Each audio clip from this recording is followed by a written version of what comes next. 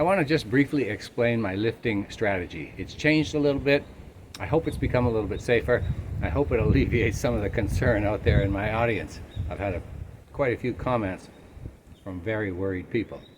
My strategy right now is to lift pieces of the fence up to the house level so that I can do all the final tweaks and bits and bobs that have to be done still as I assemble. Now, you see me lifting only 3 pieces of a bent right here.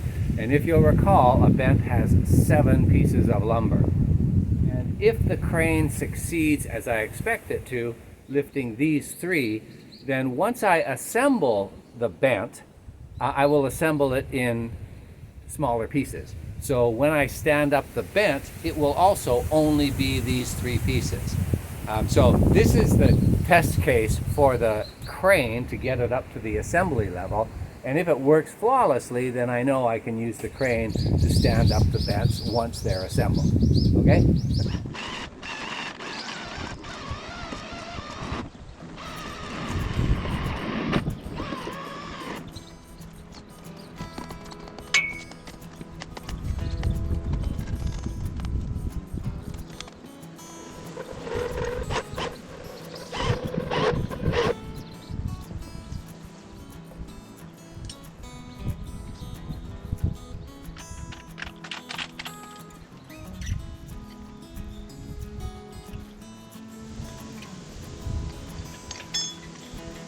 Okay, a critical piece of this anti-tip theory is to have this guy line hooked up from the top of the mast to this corner.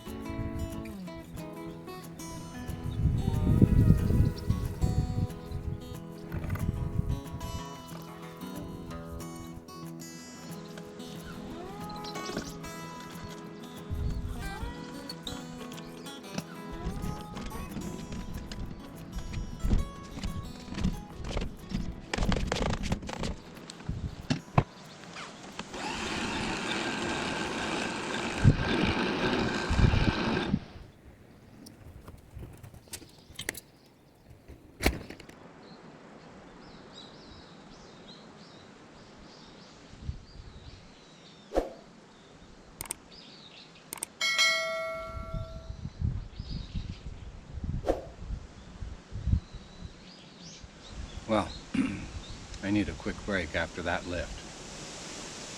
Completely successful, 100% successful as I hoped. I have a lot of confidence now in my ability to do this with the crane. But I would be lying if I didn't say that was nerve-wracking. I got a sweat right after that, and it wasn't because I was working hard. It was frightening. It's wood, and it's been sitting for like 2 weeks, so every movement was like Rice Krispies. It was snap, snap, pop. But it settled into itself. The cables settled down into their grooves. The wood settled into its, groove with these stiff leg supports. There was no tipping action whatsoever. I didn't sense any tipping action. My drill is not strong enough to manage the main part of the lift, so I had to use the hand lever, and strangely enough, it's quite easy. I don't know why a drill can't manage that. It needs torque, I understand that, but aren't drills supposed to have lots of torque? A brand new Makita drill? Anyway, moving forward.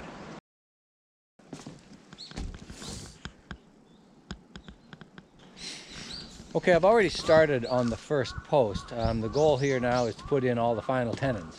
We have a small little stub tenon on the bottom of each post, and then we have a full tenon or 3/4 tenon on the top of each post.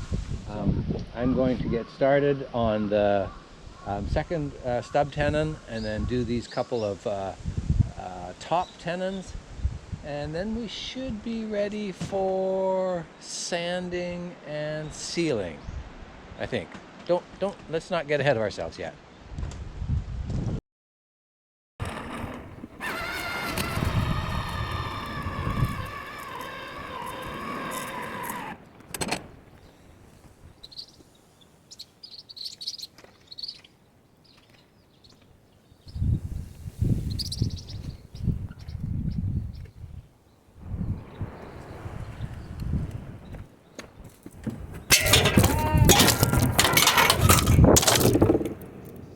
Took a big hit on that one. Let's just see if it's still alive. Ooh, it's still recording. Come on. Lens is still there. Glass is still there. Okay. Oh man. I'm so sorry.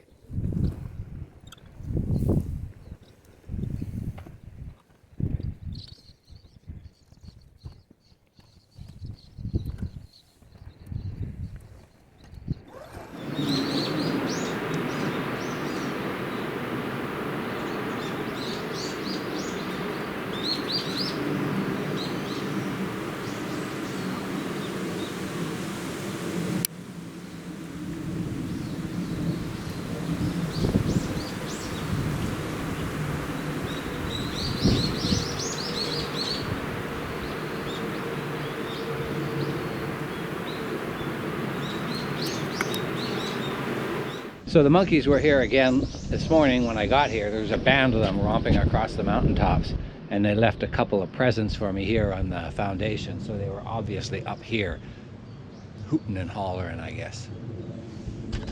Okay, we have the second batch of components for the X3 bent.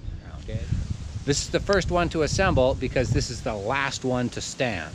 Okay, we're gonna bring up 4 of them in order, and we're going to stack them last to first, such that when they're all stacked and assembled and ready, the top one is the first one that we stand.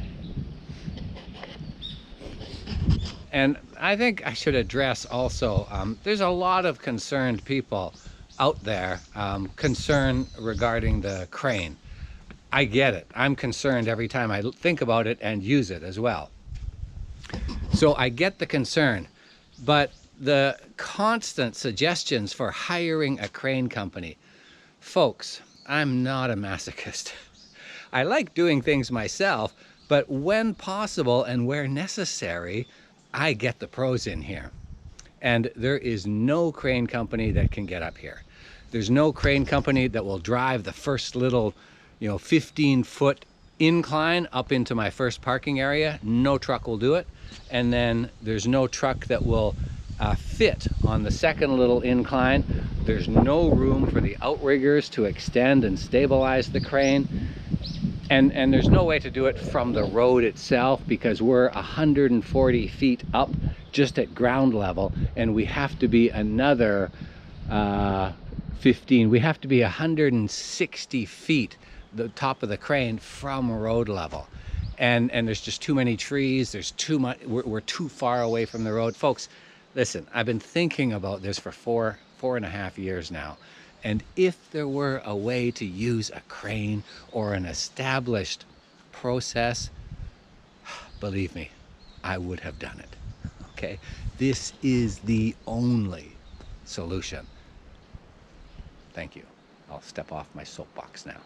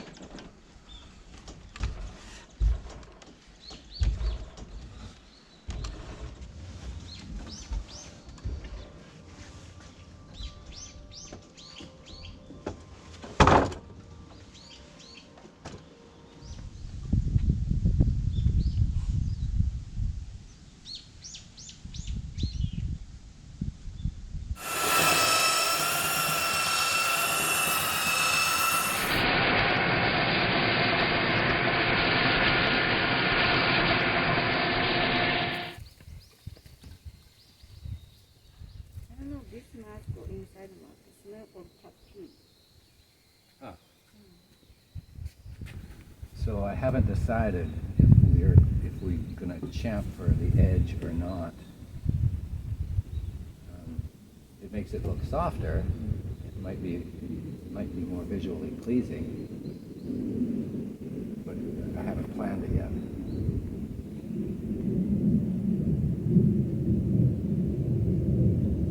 We're doing number 3 right now.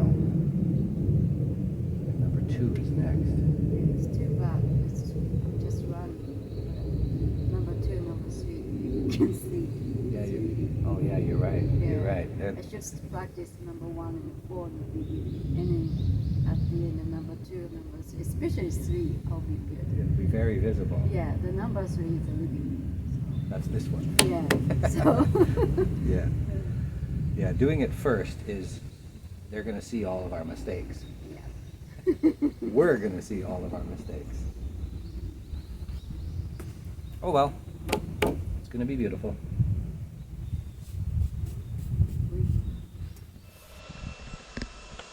Okay, while Amy finishes sanding the bent, what's she working on right now? She's working on one of the plates. While she's doing that, she's just going to finish up that little bit. I'm boiling the water for our lunch. Today is cup ramen. It's chilly out. It was actually 0 last night. You know, in Shimoda, we get to 0 maybe once or twice a year. So I'm hoping last night was it. When we came out this morning, there was ice on the puddle in the back of the K-truck. So yeah, it's chilly out. But actually up there in the sun, when the wind is quiet, we're sweating. We have too many layers on. It's pleasant up there. But you get into the wind or out of the sun, it gets a little chilly quickly.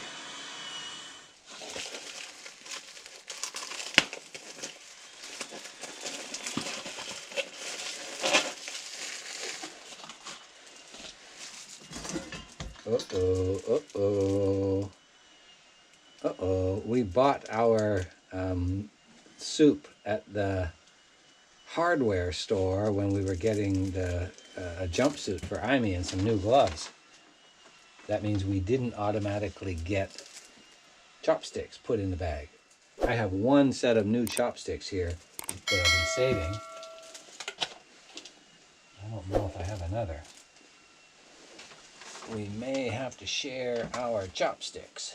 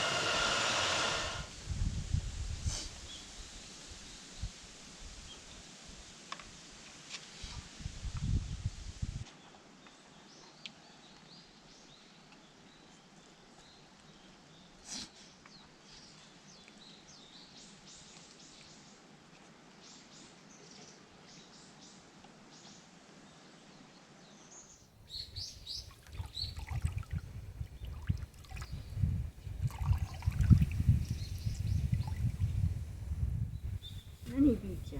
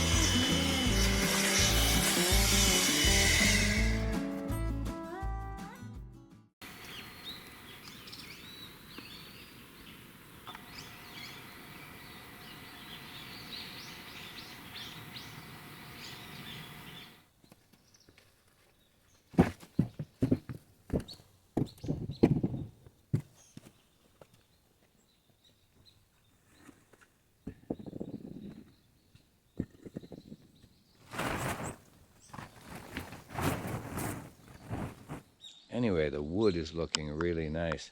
I was doing a little bit of reading last night on how to apply tung oil, and it says that, you know, with pure tung oil cut with a little bit of thinner, you can go as many as 7 coats before it really starts to penetrate, and then you got to wait another 4 to 6 weeks for it to really, you know, harden and cure.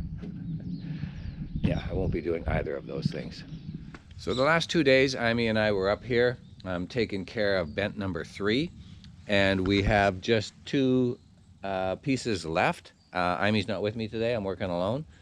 So I'm going to finish sanding and sealing those 2 pieces, and I'm probably going to give everything one more seal, and then I think that's it for bent number 3.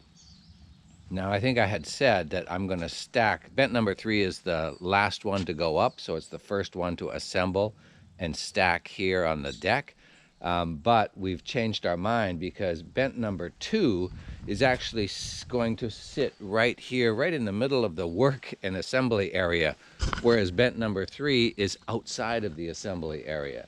So we've decided that bent number 2 is going to be the last one stood up, so that means it's the first one that we're going to assemble. So what that means is I'm going to take these 7 pieces for bent number 3. I'm going to move them up there out of the way. We're going to bring up the 7 pieces for bent number 2, rinse and repeat all of what we've just done here, and assemble bent number 2 first. Put it on the deck, bring bent number 3 over, assemble it, put it on top of 2, and then do 4 and 1. Okay, that's a lot of action. What a beautiful day, and no monkeys and no wind. No wind. It's so nice. It was cold yesterday. Last night, I think it got down to 2. The night before, it got down to 0, I said. But when you're up here in the sunshine on this deck with no wind, it's positively balmy. It doesn't look like it. I look pretty bundled up, but I'll be sweating before too long. Love Shimoda weather.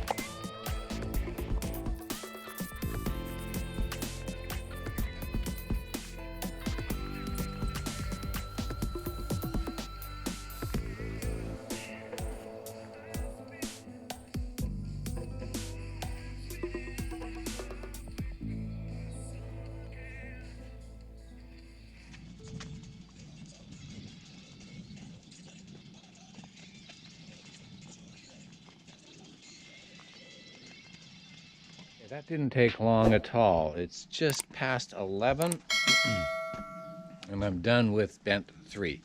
So I'm gonna take an early lunch, let the tung oil soak in a little bit more, come back and wipe it down if necessary, and stack them over there. Then we get the winch up and running again. We bring up bent number 2.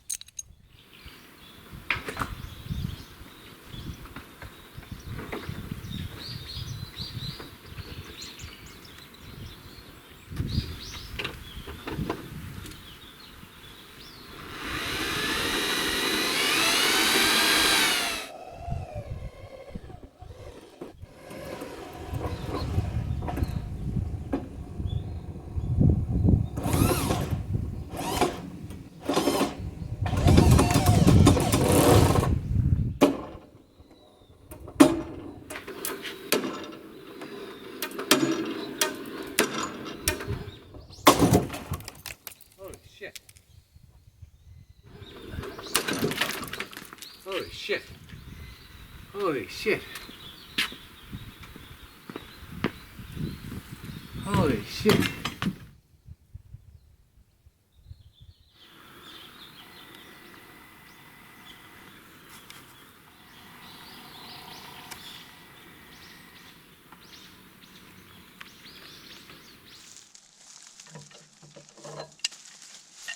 So this little fiasco, the cable breaking, was not 50% newbie error, maybe 80% newbie error, and 20% undersized cable, or old cable.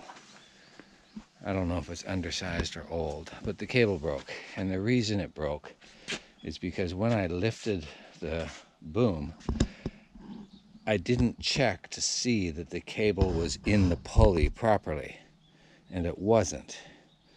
And so you can see it got bound up in there and locked, and the cable broke.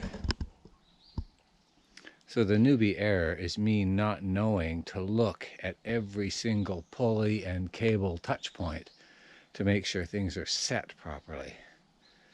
Now I know.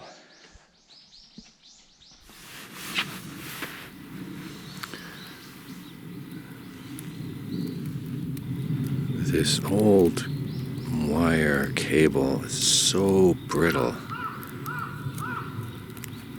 Ouch. I don't know how old this is. It could easily be 40 years. Look at that. I'm just tearing it apart with my fingers.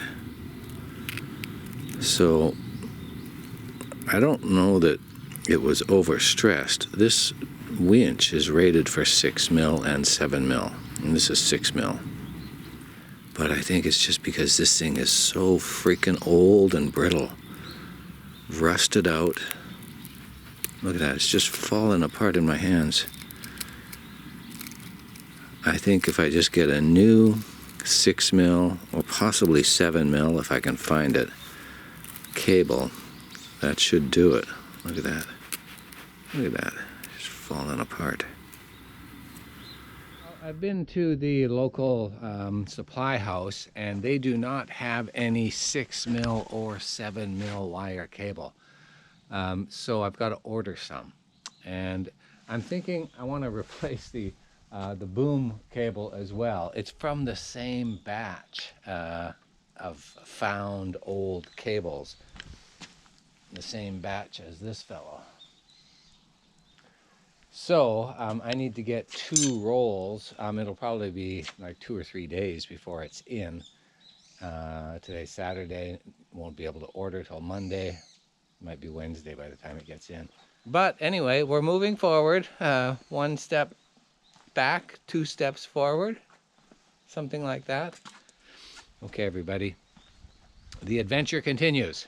Stay tuned. And let's see how we sort this out. Thanks for hanging around.